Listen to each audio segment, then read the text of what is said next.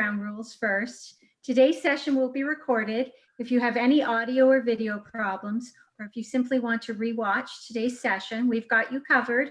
Of course, as always, all recordings as well as registrations for upcoming webinars are available on rlpnetwork.com under the training tab.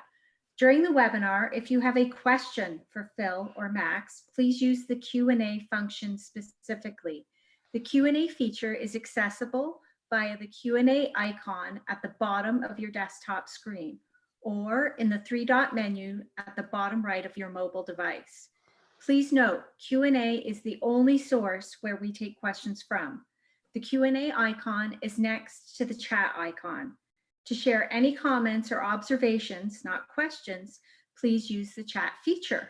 Ensure your chat response is set to all attendees so everyone can see your comments. Let's try that now.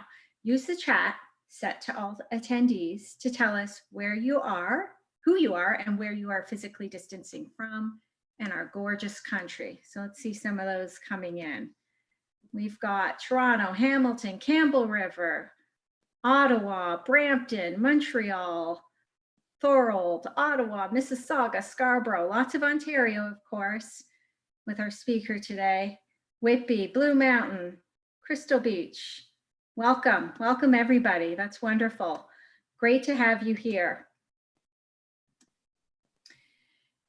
It is my pleasure to introduce you to today's speaker, today's guest, Max Cohen. Max is a senior partner of Cohen LLP, one of Toronto's leading residential and relocation real estate law firms.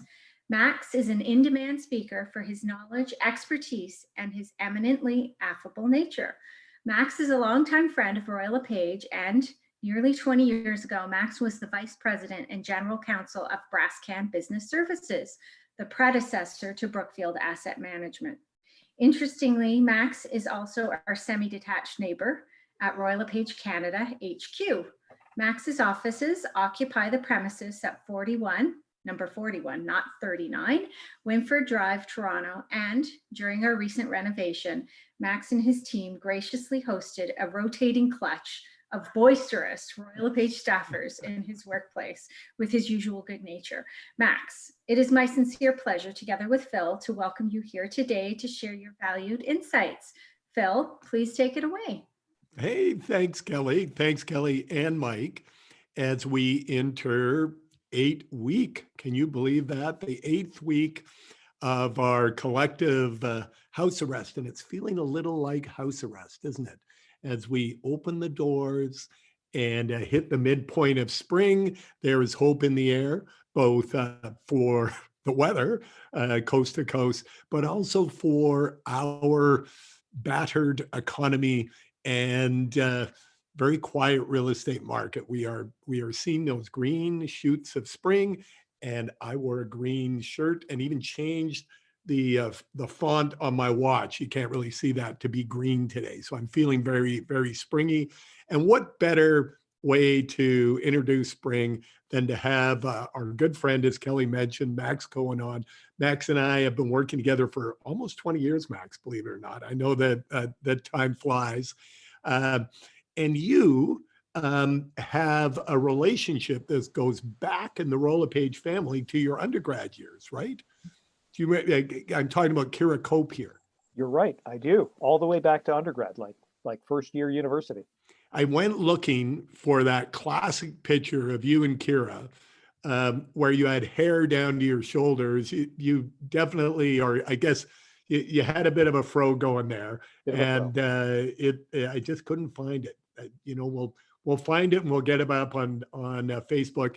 Kira, if you happen to be watching, I know you know where to find that classic photograph. Max, now you wanted to be a lawyer getting out of school, but you've been a lawyer and you've been a business person right before you came on board in the Brookfield Royal LePage family of companies. You had worked for one of the very first successful online retailers in the country. That's right. You're jogging my memory a bit, Phil, but I worked with Chapters and Chapters Online. I joined Chapters back in 96 1977, I think they had 4 big stores across the country when I got there, and 77 a few years later when I left. And I was part of the chapter's online team that built the one of the early Canadian, I guess it's the earliest Canadian online book retailer. So good memory. Yeah, yeah. And I think about it these days because, of course, Amazon got their start in a similar fashion. What do you think about the world of online business now compared to the challenges you had as a general manager back in one of the startups during the dot-com era? Well, I'm sort of reminded of a comment that our CEO, Larry Stevenson, made several times, which is particularly when it comes to technology and the implications of technology, that we always overestimate the short term and massively underestimate the long-term impact. And so if you wind back in your mind, Amazon took off and was doing incredibly well, which is why Chapters got into the online space, because they started with books. Books seemed to be the way into online retail. And it wasn't clear if you were going to be able to survive. If you remember back in the late 90s, early 2000s, as a bricks and mortar retailer only, you sort of had to have an online presence, or there was a real concern you were a dinosaur. Now, the reality is, and I think the history will show, that we lost at Chapters a ton of money in online retail. I suspect Heather at Indigo did as well, and Amazon lost a ton of money. It was all about eyeballs at the time. And so what we found was, the interesting thing we found was you had to have an online solution, but it didn't guarantee success. If you didn't have one, you weren't going to be successful. If you did have one, you weren't necessarily going to be successful. And so there wasn't really a right answer. But what's proven true, and what's really where we're really seeing it now, is the long-term implication of online retail as it impacts virtually every facet of our life. Whether it's books, music, of course, has transformed massively from a retail product to a streaming product. But even, the world we're in today, that you and I are having this presentation across the country using technologies that, frankly, we all knew sort of existed 20 years ago, but nobody could have made it work, and the bandwidth had to change dramatically. So from my perspective, I think the lesson that I learned 20 years ago, but see today, is we really do overestimate the import or the impact of technology in the near term, and we spend too much money and don't see the results and get discouraged. But in the long term, we always underestimate how they're going to change our business. Well, you know what? What a great lead in to today's discussion. Because if there were ever two businesses that have roots that go back for centuries, it is the buying and selling of real property and the lawyers, the legal system that makes it fair and possible. And that's what we're here to talk about today, folks. Now, I will say right off the bat, and I'll get you to put a little bit of color on it. But as a lot of you know, my wife's a lawyer. And when people ask her legal questions, she always prefaces things saying, well, I'm really not, qualified to comment on the law in Alberta.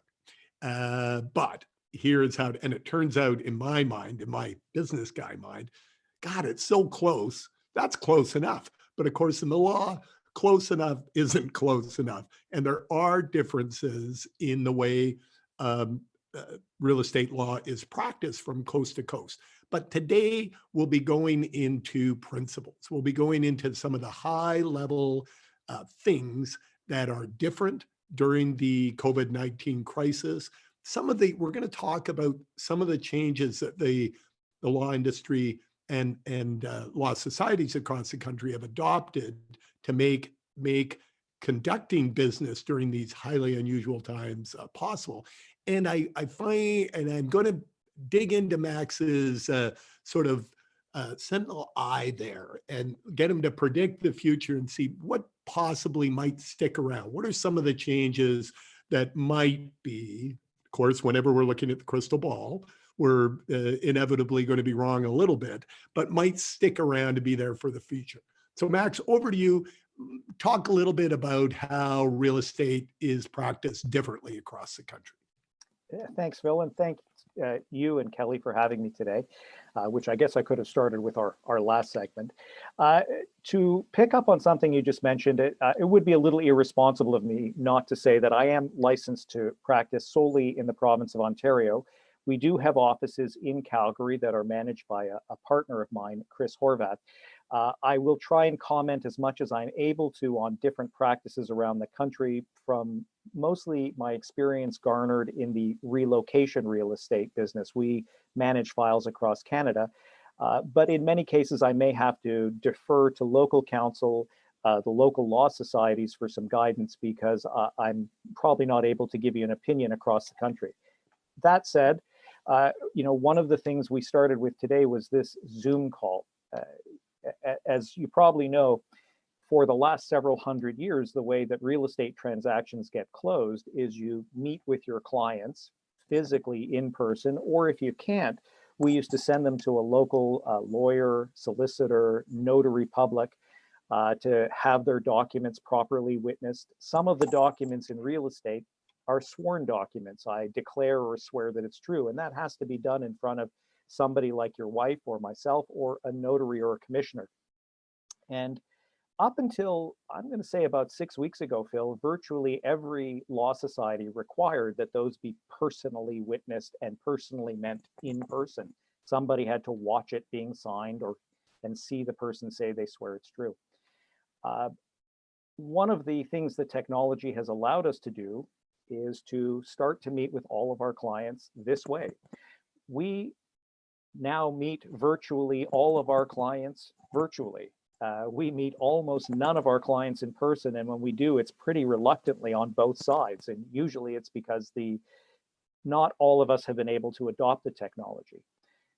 To a point you were introducing earlier, various law societies appear to have been moving towards adopting or allowing lawyers to adopt the use of this video technology at different speeds.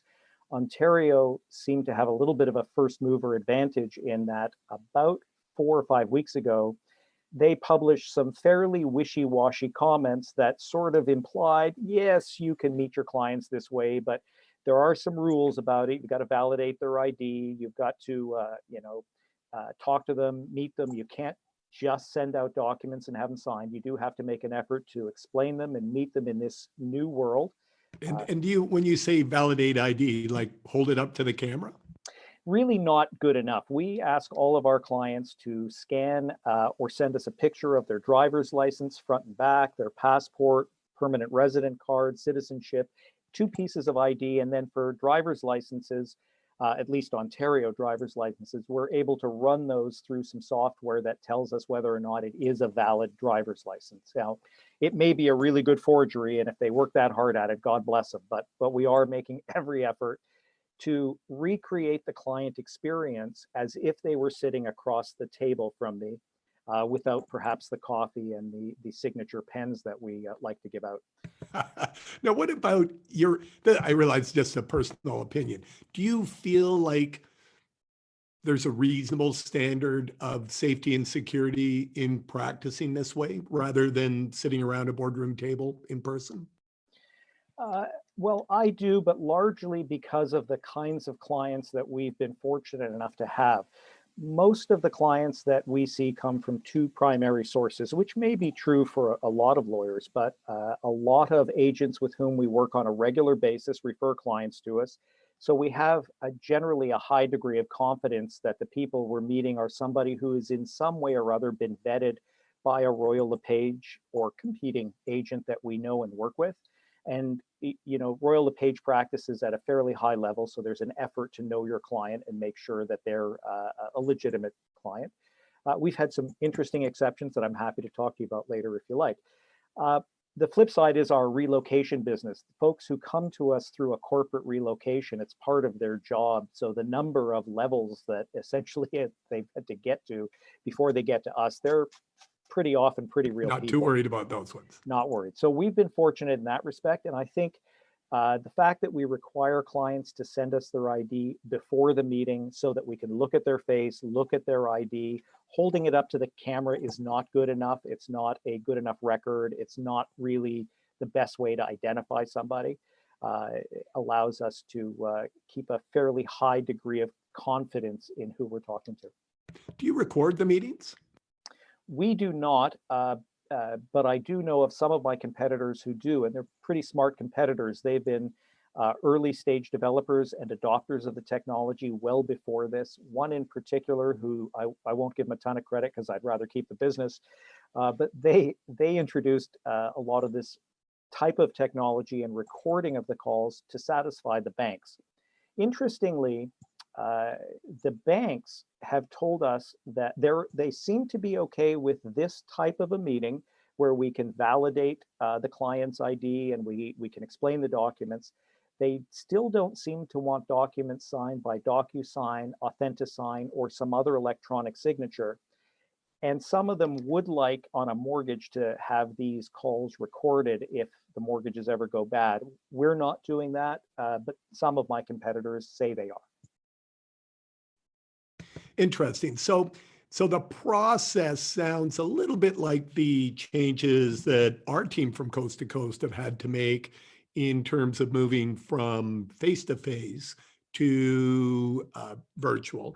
What do you like about it? What do you when allowed, what will you move back to? So I think that's the question we're all sort of asking ourselves is, one of the, hard to say there's any sort of upside to this pandemic because clearly there are very few. But one of the things we've learned is we all love this technology. Clients seem much happier not having to come to our office, not having to see us. We thought they liked us. Apparently they prefer us at a distance. Some of my partners who used to complain about people working from home found out they love working from home and they really like the flexibility that this technology gives us. It's also allowed me to meet our relocation clients, whether they're in Vancouver, Houston, Florida, Washington, Europe. It doesn't really matter now as long as the time zone works.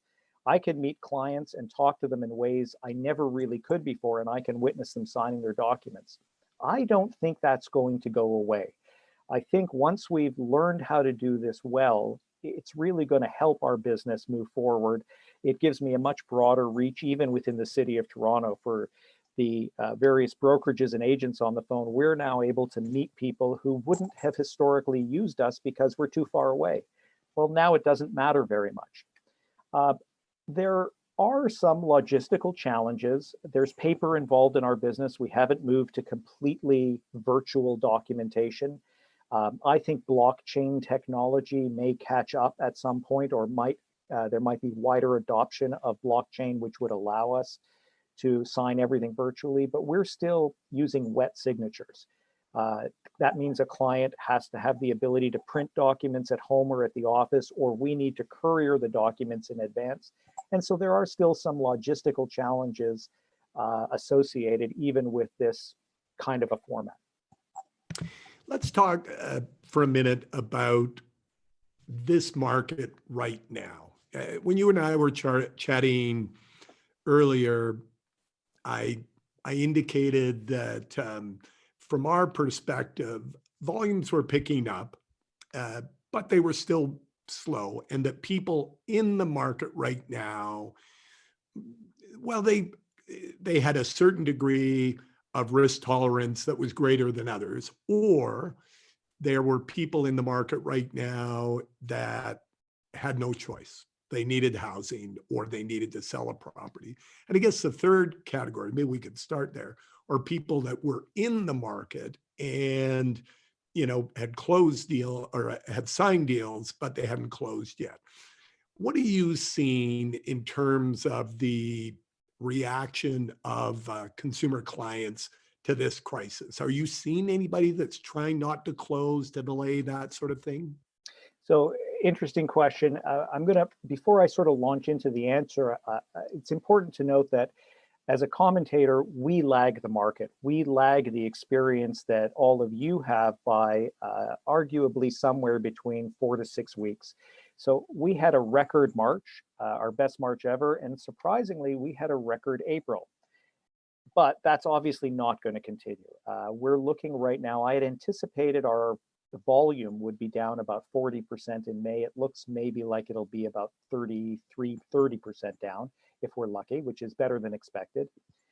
June at the moment is looking to be down about 50%. Maybe we'll be pleasantly surprised and it won't be off quite as much. But I think the sorts of things that your team, your agents across the country are experiencing to one degree or another, we're just getting into now. Now, to the more specific question about how people reacted, for most of the last week or so of March, maybe the last 10 days of March, the last 2 weeks of March, and probably the first 2 to 3 weeks of April, we moved from closing real estate transactions all day to spending all day on phone calls with frightened buyers and sellers about their deals. And those calls played out a few different ways.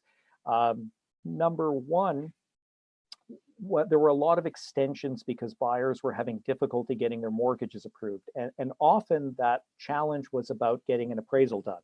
It wasn't that the banks weren't willing to finance them. It was more about the banks with a reduced staff, with people's fear of going into houses, and still working with the traditional appraisal model of going to the property, that they just couldn't get those done as quickly enough. And virtually every deal that required an extension got one. People got reasonable very, very quickly.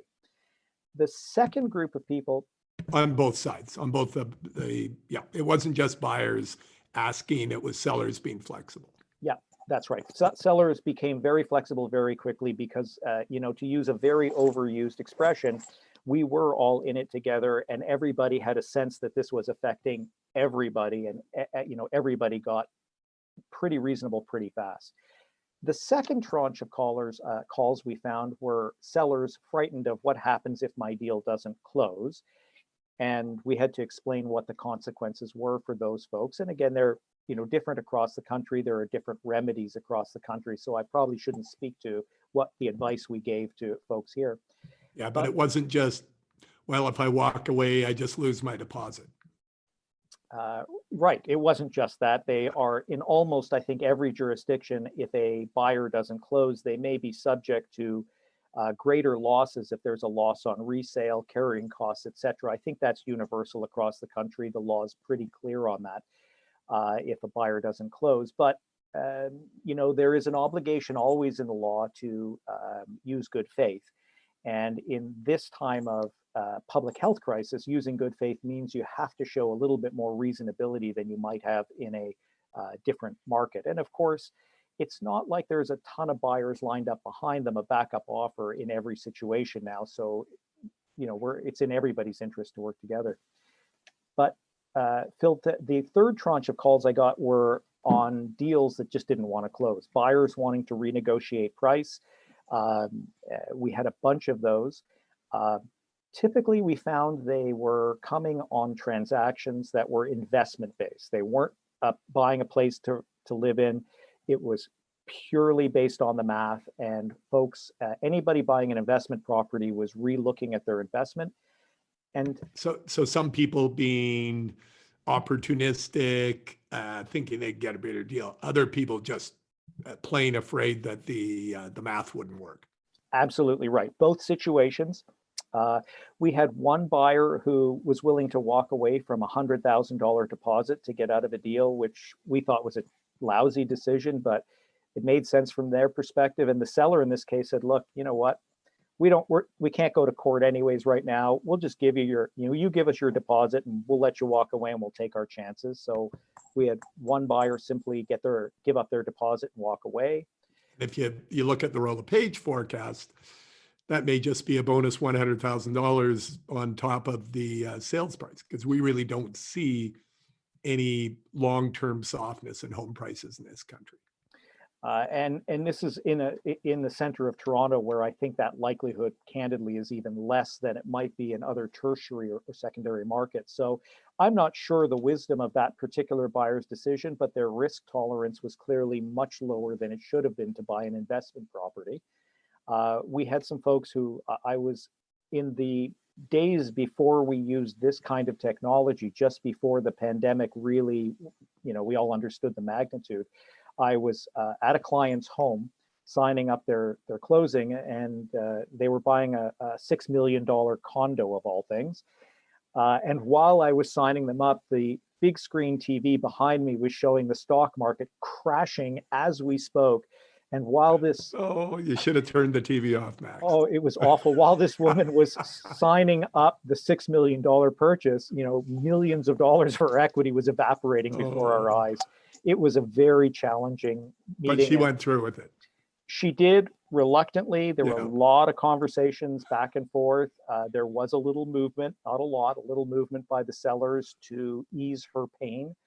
And she probably hasn't lost any money or Right. not very much. Right. But And the market's back too. That's the Right. equities market. so a Now, lot of it was timing. Right. Now, you talk about a little bit of movement. Have you seen our people? Have you seen frontline realtors? What can they do in these cases? What's from your perspective, observing the sort of the good, the bad, and the ugly from the frontline realtor? How can they help their clients through this process? And what are some of the things you've seen them do to make sure a deal gets closed?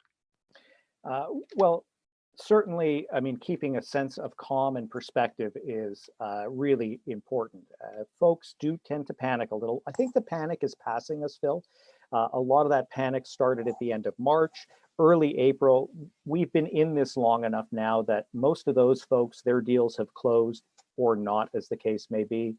The banks were pretty good about finding ways to approve mortgages for the past month. I'm not sure they'll be quite as eager now to approve every mortgage, because it's based on a reality that we all understand. But for people who had already signed deals, the banks seem to be bending over backwards to get them done. And I think what agents bring to the table is a sense of calm, experience, professionalism, and sometimes we fake it a little bit till we make it. We have found that if clients are panicking or not understanding what the implications are, referring them to their lawyer, having a long, thoughtful conversation about their options, what that might mean for them, whether it is the client who's willing to give up their $100,000 deposit or others who sought other options to close deals. I think that's what we bring to the table at this point. Though, on a small note, one of the big differences we're finding, and this practice differs across the country, is something as small as key delivery. In Ontario, the practice is that the seller's lawyer delivers a key to the buyer's lawyer representing possession of the property. The previous practice, the pre-COVID practice. That is the pre-COVID practice. It's been going on in this province for decades. Our friends in Alberta will be saying, who does that? That's crazy, because the agents have always handled the keys out there. So in Ontario, a big change is we're now asking and seeing that keys are being delivered typically now by a lockbox at the property that's installed more often than not by the listing agent, giving us a code for the lockbox. It's a small change that, those lockboxes were already there. Agents were using them all the time. But now it's become a much more effective way for closing deals than anybody would have thought. And in that regard, I think that's sort of where realtors and lawyers are working in a bit of a partnership to get deals closed through these sorts of practical solutions. It saves a few disbursements, a little bit of time. Sounds like win-win. Yeah, it is a win-win. Less handling, fewer courier charges for no particularly good reason. Particularly now as we exchange documents electronically, we don't want to be couriering a set of keys unnecessarily. It's not really good for anybody. We've also noticed that agents have had to take on a bit more responsibility for inspecting properties because the sellers are unwilling to let many people into the property more than once. Some folks are being quarantined, self-quarantined or otherwise quarantined, and can't even visit the property they're buying because they're not supposed to go out of their house. So the obligation to take a look at those properties seems to fall to the realtors, and they've had to step up and take on a bit more responsibility and potentially liability to help get deals closed. And we appreciate those who've done that. Well, and one of the things that a good realtor will do always is get the deal done. So and that often means listening to you and your colleagues across the country and saying, what do I need to do to get the deal done? Now, what about liability from the standpoint of being an agent, a real estate agent? Is there new liability today, and is there a way for people to protect themselves? Well, I'm not a litigator, Phil, so I try to stay away from the potential areas of litigation. And of course, they are somewhat provincially specific. But there's no doubt if you're bringing people into a property that there is a potential that they're going to leave COVID-19 after the visit or pick it up while they're there. And so we have an obligation to the clients who are opening their houses up to the public to make sure that the people we're bringing into those properties are aware of the risks of visiting a property. Now, realistically, I think we all know we are. I know that Royal LePage, along with some of your competitors, have put out some guidelines, forms that might help realtors to disclose what that potential risk is, which I think are really important in the sense that we want to educate clients before we take them in a house, or educate our clients who are sellers before they open their house up to the public about what those risks are. Make sure we try and mitigate those risks with disinfecting properties, not touching surfaces, doing everything we can to mitigate or reduce that liability. There's no question when you're dealing with the general public and you're in the middle of a highly transmittable illness like COVID-19, that just in doing our day jobs, we become a little bit like frontline workers and we take on both risk and liability. Yep. No, good point. Good point. Listen, if you've joined us partway through, I'm talking to Max Cohen. He's the senior managing partner of Cohen Law, headquartered in Toronto in the Royal LePage Galactic headquarters building, as a matter of fact. So we have leaned on Max over the years for all matters of business advice, legal advice, but business advice. He's got a strong legal or business head on his shoulders, which is a beautiful thing to have in a lawyer. And so we'll be taking your questions in just a second.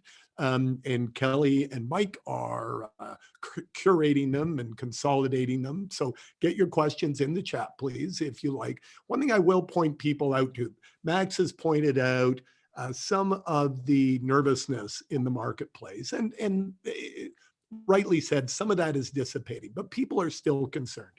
And all it takes is one big bad headline and that nervousness spikes up again.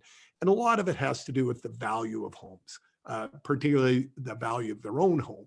So please understand the Royal LePage 2020 revised forecast. It was released a month ago. And I think if anything, it's more true today than it was then, because a lot of the things we prophesized back at the end of March are unfolding as we expected. A seller's market within a pandemic, a shortage of properties and excess of buyers within a pandemic. We forecast that house prices would actually rise in 2020 at a time when people were calling us crazy. Well, more institutions are jumping on that bandwagon over the last week. So go on to royallepage.ca. In the media room, you will see the forecast. Please understand it. It's broken down by region, but also the high level principles. They're not complicated. Read them, understand them, and be prepared to have those conversations with your clients. Max, let me ask you something. You deal with a lot of luxury properties, but you also do, call it normal price condominiums and that sort of thing. What, from your perspective, from a legal real estate law perspective, are there any difference in selling luxury properties and selling quote unquote normal properties? Well, for sure, Phil, the client expectation of service is going to be different. If you're dropping several $1 million on a property, $3, $4, $5, $10 million, your expectation of the amount that is being done for you changes. I think from our perspective, interestingly, most of the condo type deals or entry level properties in the market, they seem to be closing fairly well, with very few conversations back and forth. Sellers don't seem as nervous. Buyers are generally more disposed to closing those deals, and so those seem to go reasonably well. The higher end properties, there's more at risk, and so as a buyer's agent, we do much more due diligence on a high end property. For those of you in other parts of the country, Ontario has really adopted title insurance as part of its everyday practice. Something like 97% of Ontario real estate transactions are title insured. That allows us to do less due diligence and lower the cost of the transaction for consumers here, and is really quite appropriate on condos where there is a fairly low risk associated with title issues. As we start spending more and more money on luxury properties, we do more and more due diligence. We check for open permits, work orders, all kinds of due diligence that we may not be doing at the entry level. That doesn't really change in a pandemic or a public health crisis, but the emphasis on that due diligence, because somebody may change their mind down the road, has been very important. It's given our folks some options when they weren't sure they wanted to close, that we had dug up enough information to maybe slow down a closing. So those are some of the differences we're finding in the high end. The other thing we found in the high end was some folks doing investment properties for several $1 million.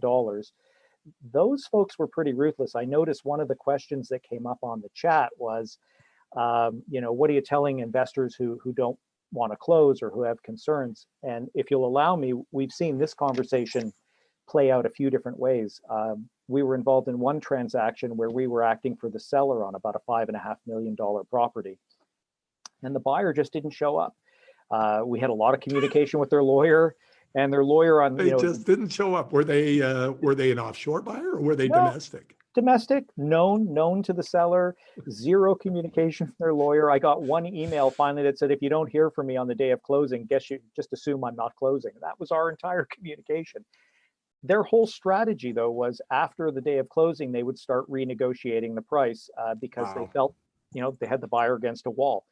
And to some extent, they were successful. The price did change. The seller ultimately felt that he had sold that property at a ridiculous premium, and he was willing to take a slightly less ridiculous premium to get the deal closed. And the agent in that case, not a Royal LePage agent, took a hell of a haircut to get it done.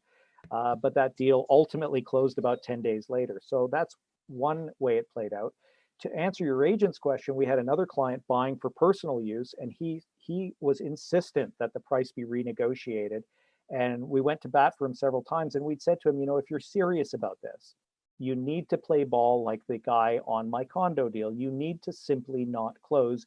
You need to have, a little bit of iron in your stomach and your spine that you might be sued. You might be putting yourself at risk of some litigation, but chances are this is a builder you're buying from, not a big builder, a small builder. You probably have more leverage than you think. You need to decide if you're willing to tough it out. And at the end of the day, at the 11th hour, he said, okay, my wife absolutely does not want litigation, and I like being married. So I'm going to stay married, and we're going to buy this house, and thank you for trying. So, we found you have to have a little steel in your spine if you're going to play that game. Right. And right. The investor clients are more likely to have it than those who need a place for their spouses and children. Absolutely. And you know what? These are unusual times, but a deal's still a deal, right? And Yep. As you said earlier, people are reasonable. I imagine extensions are really common these days. They are. We're seeing the demand for extensions is similar to what happened here, Phil, in 2017 when the province of Ontario introduced the Fair Housing Act, yeah. Right. And at the same time as the feds were introducing the stress tests, which, if you recall, in April of 2017, the markets just shut off for a brief period of time. And so we're having a similar experience, not as bad as 2008, but something similar to 2017. That's a good point for everybody to listen to out there. And I was doing a review of our Quebec businesses this morning, where we had the most strict shutdowns in Canadian real estate. And just, I guess, the week before last, things started to come back online, similar to what we have in Ontario and the rest of the country. And people made exactly, they made exactly that point that, there's a lot of fear, uncertainty, but when it comes right down to it, people will step up and do the right thing. So I'm going to turn things over to Kelly and see what she has in terms of questions from the field. Hello again. Okay, our first question comes from Murshad, and he asks, are there any clauses that you would recommend to use for COVID-19 in our offers? Is there anything that you can share with our listeners that they can use? So thanks very much, Murshad. I probably this vehicle, one of the downsides to this is it's not a particularly good way of sharing clauses because everybody be furiously writing them out and I'd be making them up. I do know that the Real Estate Council of Ontario has published some clauses, and I know Royal LePage has as well. We worked on them. There was input from a number of very good competitors of mine into that, and everybody contributed fairly well, I think, to put together some clauses that I believe Royal LePage has made available. Absolutely. Yeah. If you go into the intranet, you will see the RLP network. You will see where we have our COVID-19 information in general, and you will see some example clauses there that you can introduce to the lawyers you are working with. So thanks, Phil. I'm not going to try and deliver clauses online because that's not very helpful, but I would like to take a moment to talk about clauses that lawyers often want to see in agreements, specifically clauses we're seeing a lot more of that say, well, if the buyer doesn't close, then the brokerage is automatically going to release the deposit to the seller. And I think it's important to know that those clauses are almost impossible to enforce other than through a court order. And it creates a real false sense among sellers of this sense that if the deal doesn't close, they're going to get the money the next day and the brokerage is going to follow this clause and release the deposit. And that's simply not true. I think every broker on the call will be nodding their head saying that's right. We don't play the role of the judge. We don't decide who breached the agreement or not. We may have an opinion. We may think our seller should get the money, but we're a trustee for both the buyer and the seller. So unless they agree, either through a mutual release or some form of joint direction, a settlement, or unless a court tells us what to do with the money, that money is going to sit in our trust account until there is a resolution. So if you're a listing agent and you're putting that kind of a clause in, you should really be educating your client that, look, my brokerage isn't going to release this money if the deal doesn't close right away. You're still going to have to go to court and get a judge to enforce it. Now, this clause may help the judge reach a decision a little more quickly about what everybody intended, and it may psychologically help get a settlement more quickly and get the money if the buyer already thought they gave it up. But our brokerage isn't going to be releasing the money automatically. And we are seeing some lawyers, other competitors of ours, putting out clauses that say, well, if you don't waive your conditions, the money automatically comes back right away, whether there's a release or not. And the same sort of rules apply, at least at this time. There's some logic to that, but if you don't educate your buyer or your seller that really these are only enforceable by a judge, you're going to create a little hostility for yourself and your broker by having those clauses there. They're not helping. Good advice. So they may be a useful tool, but they're not a panacea. They're not like you said, you're not making a magic court happen online that things can go click. That's right. Yeah. They're not going to perform as advertised. Right. Okay, good advice. Kelly. Great. And just a reminder for everybody, if you want to check the chat, Mike posted the link to the RLP network page where you can pick up those clauses. So thank you, right Mike. There for you. Thanks so much, Mike. Max, Jack Fusco from Royal LePage Your Community has asked if offers had an act of God or force majeure clause in residential offers, would COVID-19 allow the buyers or sellers to terminate offers? So certainly having a force majeure or act of God clause gives you an out that may come into play. And I'm sorry, I'm going to be wishy-washy on this one, Kelly and Jack. Firstly, the standard, and this is one of those situations where I can't speak to the whole country because every province has their own form of agreement that's approved by their local regulator or real estate board. The standard Ontario agreement of purchase and sale does not contain a force majeure clause.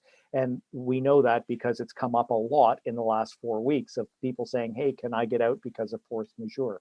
For those who don't know, force majeure is typically an act of God or beyond the control of everybody. Usually it's due to a strike, armed incursion, rebellion, revolt, something a lot worse than, well, maybe like not a in lot Trump's America. Well, hopefully not. But so to Jack's question, though, interestingly, the builders are all relying on the ability, they all have force majeure clauses and they all have rights under in Ontario, it's the Terrion warranty, to deliver a notice of unavoidable delay. And that unavoidable delay is effectively the equivalent of the impact of force majeure. Usually it's on the disruption of supply lines for builders.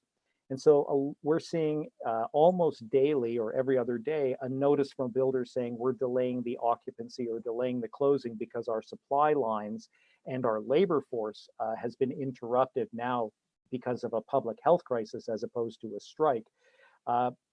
It is difficult to see how a force majeure clause would operate in a typical resale situation. If the banks closed, which there's no indication at all that the banks are going to close, that might be the sort of event that gives rise to the ability to a force majeure because there's no way to finance deals, there's no way to move money. Phil, you asked me a question early on, and I don't think I used the opportunity to talk about technology. Different provinces have adopted different levels of technology for closing deals. And by that, I mean their land titles or land registry system. Ontario is an entirely electronic jurisdictions. Others are moving that way. I think BC may be that way, but still many others are fairly manual. You send documents with wet signatures, original transfers with wet signatures down to the land registry, and you wait for them to record it. There is a recorder. I think that's the term that's used in the States more than in Canada. But when your title changes when you get that back, that might be before closing, it might be on closing, it might be after closing. So those kinds of practices are different across Ontario. And if the land registry closed and there was no ability to record title, that may be the sort of event that gives rise to an ability to potentially terminate. But even then, I'm not sure I'd want to give that opinion. I haven't looked into that. And again, most of our agreements don't contain a force majeure clause. Yep, good advice. And you're right, it's been bouncing around a lot. People have a lot of time on their hands these days. So, Kelly. I have a question from Doug Tunis. Doug has asked Max how enforceable a viewing is prior to completion, whether it's in the agreement of purchase or sale or not. Previous case law, he says, has noted that pre-closing inspections are permissible, but during these times, they're seeing some resistance. Did you have any thoughts on that? Well, to Doug's question, we've actually had that experience ourselves several times or a few times in the last few weeks. In the case law in Ontario, at least, and I think it may apply elsewhere, is that a buyer ought to have the right to view a property to determine that it is substantially in the same condition it was when he or she made the offer. It's not meant to be a full inspection. It's really meant to just see that the property is substantially the same, that you're getting substantially what you thought you were buying, that it hasn't suffered material damage. There is case law that supports that. There are those who dispute the extent of the jurisprudence. But in Ontario, most of us have interpreted that if the contract is silent on visits, that the buyer should be able to have at least one shortly before closing. Where the buyer has already contracted visits to the property, it's not a +1. So if you got the right to visit the property 3 times and you used your 3 times, well, you don't get a 4th one just because you had that opportunity and you chose to use it for something else. Now, to Doug's question, How do you enforce that at a time of a public health crisis? Well, the reality is, it's legally speaking, it's pretty hard. The courts are closed. You couldn't get to a court fast enough anyways. If we're closing in 48 hours, you're not going to wait for a judge to rule on this. So what we're finding is that our leverage is pretty low as a buyer's lawyer and a realtor to get the client in. We don't ever threaten that we refuse to close if we don't get to see the property, because that could be considered something called anticipatory breach, where you're saying, if I say to you, I refuse to close, then the seller gets to believe us right then and there and terminate the transaction. So we never want to use that kind of a threat of not closing. It's usually, we'll push the case law, we'll talk until we're sort of blue in the face, even though we're not getting anywhere. But ultimately, Doug, we have in some cases been unsuccessful at getting people into the property because we simply don't have a strong enough cudgel, if you will, to force them to let us in. We have found some lawyers trying to be reasonable, but sometimes their sellers just say, no, I outright refuse. Yeah, and understandably, particularly if they were older or had a respiratory issue or something, people have to be reasonable during these times, and Right. stressful for everybody. Kelly. I have a question from Alan Mann La Paz, and he said that he recently read an article in RAM discussing options to reduce potential liability for in-person showings during the pandemic. One of the suggestions was to have each visitor and seller sign an agreement stating that they release the agent and the broker from any claims from any party contracting COVID-19 as a result of an in-person showing. Do you have any thoughts on this? Well, depending on which side of that coin you're on, you hope that that's enforceable. There is always an obligation. I mentioned earlier, there's an obligation to act in good faith. There is also an obligation in these times to act prudently. So where somebody has knowledge that they've maybe been exposed to COVID-19 as a buyer or seller, I think there's a strong obligation to exercise the appropriate degree of disclosure and restraint. You don't want to be showing people through your house if you know you've been walking around coughing and that you're showing symptoms of COVID-19. And similarly, if you've been exposed to somebody who has it, or you've just traveled and you should be quarantining, you shouldn't be going into a house. Now that seems obvious to all of us. I don't think there's brilliant legal advice being dispensed there, but I don't think that a clause that exonerates somebody or releases them from liability would operate where they were grossly negligent, is where I'm going. You can't be grossly negligent and say, oh, but I got a release, I'm fine. If you, ignored common good sense practices and failed to disclose something as incredibly important as a public health issue that you have knowledge of, I don't know that that release will be terribly effective. Having said that, there's a general principle in the law there. You can't, as a facility operator at ski hill, you can't get someone to sign away their basic rights if you've been grossly negligent as a ski hill, right? Yeah. That's right. You can get them to sign it away. It's just probably not that enforceable. A judge is going to generally toss that aside. There is a voluntary assumption of risk. We all know the world that we're living in. We all know the risks of going outside, and most of us are having to do that to get groceries or get gas or those sorts of things.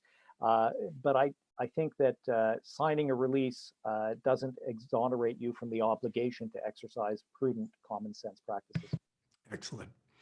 I know we're almost out of time, Kelly. Do you have any final couple of questions? Yeah, let's try to kill a few birds with one stone. There have been quite a few questions on renters and what the legal obligation is around renters, and whether vacant possession is appropriate, whether tenants can let potential buyers come in and visit during the pandemic, and as well, can the buyers force an extension, let's say, where evictions aren't possible? So lots of stuff packed into that question, or that amalgamation of questions, Kelly. I'm going to begin with two disclaimers. One, I don't practice landlord and tenant law primarily because it's a crappy area of law, and I hate it. Two, Mama didn't raise no dummies. well, jury's still out on that, Phil. It's early days. The second thing I will say is the law is very different from province to province, and that really is an area where provincial jurisdiction, provincial regulation is going to apply. Now, what I think is common across Canada that I'm seeing from the chats and my conversations is right now it's almost impossible to get a tenant out of a property, and it's pretty hard when a tenant puts up their hand and says, hey, I have a pre-existing condition, I am immune compromised, you can't come in my property. A, I think that's legal. B, I think we are in the middle of a public health crisis that affects those with pre-existing conditions and that are immune compromised. So I can't imagine there's a regulator, if they even exist right now, who would force somebody to allow a visit in those circumstances. So I think for the legal answer right now with tenants is all bets are off. You can't get them out. You may not be able to have a visit, and there isn't anybody. You can scream to the high heavens, but there isn't really anybody listening to your prayers at the moment about getting rid of your tenants. I will also say that I believe that vacant possession in Ontario, at least, and I suspect in most other jurisdictions, if it's contemplated in the agreement that the seller will provide vacant possession, I think that is a basis for a buyer to say, I'm not going to close this deal. I did not agree to assume these tenants. I wanted that property typically for my own use. And if I can't get vacant possession, I do have the right to terminate. And I still think that that applies. You can't force a buyer to extend, though many will. Many will work with you to, give you more time. Many deals we've seen, not many, a few deals we've seen lately have extended to give sellers time to try and provide vacant possession. But ultimately, if you can't provide vacant possession in our jurisdiction, a buyer would have the right to terminate. Little side story. When I got out of my undergrad, I went to India. I wanted an adventure, so I took a job in Mumbai.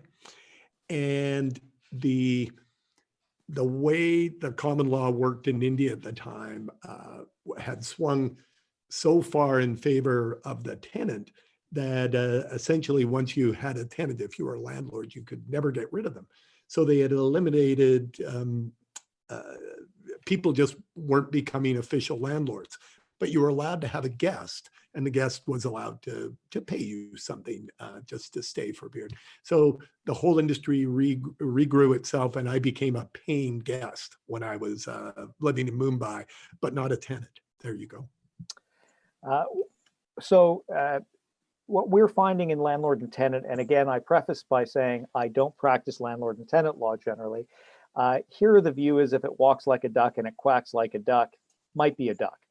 Certainly, we use in our practice in Ontario something called an occupancy license from time to time. And where we use that is where a seller is selling a property but wanting to stay in the property for some short period of time, month, 3 months, whatever it is, and the buyer, of course, agrees. It becomes part of the deal. And for exactly the reasons that you mentioned, Phil, we don't want that to be a tenancy. We don't want it to fall under the Residential Tenancies Act, because then it would be hard as hell to get the seller out. And so we call it an occupancy license. It's part of the purchase agreement. It's not a tenancy. When I've tried that in Alberta, my partners called me up and said, there's no such thing here. That's just nonsense. That's a duck. That's a duck. So if you're letting the seller stay on, he's a tenant. Good luck that's to you. funny. Yeah. Okay. So not every sort of shoe fits every circumstance. Yeah, One size does not fit all. Right. Well, Kelly, you've got, I think we have time for one last question if you've got one. Well, we do have lots of questions, and the one that has come up again in terms of amalgamating and aggregating everything together is related to